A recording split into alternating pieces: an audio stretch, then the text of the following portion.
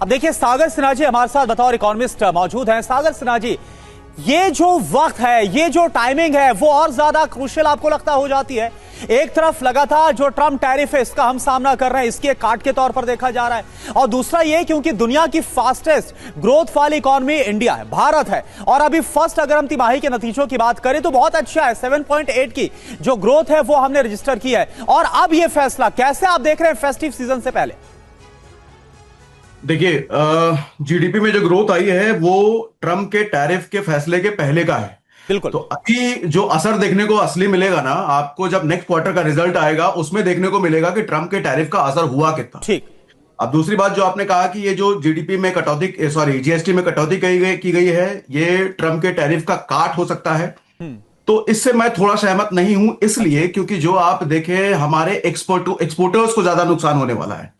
जो लाखों की तादाद में नौकरियां बहुत सारी गई भी है और बहुत सारी अभी जाएंगी, तो उनको इस जीएसटी रिफॉर्म से बहुत बड़ा फायदा कैसे मिलेगा, ये मेरी समझ से थोड़ा बाहर है। क्योंकि मिडिल क्लास के लिए फायदा ये बहुत बड़ा है, नो डाउट, इसमें कोई शक नहीं है। लेकिन जो हमारे एक्सपोर्टर्स हैं, जो हमारा भारत का बिजनेस करते हैं यूएस के साथ, उनको कैसे फायदा मिलेगा, है ना। अच्छा, दूसरी बात, इसमें मैं एक चीज और ऐड करना चाहूंगा। एक बहुत बड़ी शिकायत कहें या फिर कमी रह गई, सरकार को इस पर भी सोचना चाहिए था।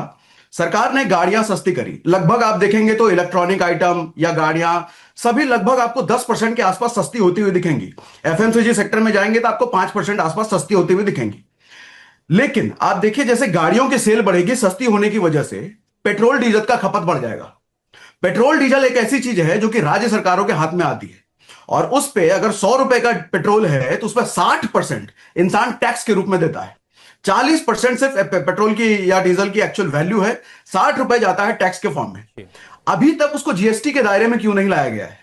अगर वो भी जीएसटी के दायरे में लाता है तो आम आदमी को असली और बड़ी बचत का सामना करना पड़ेगा, असली बड़ी बचत उनकी होगी।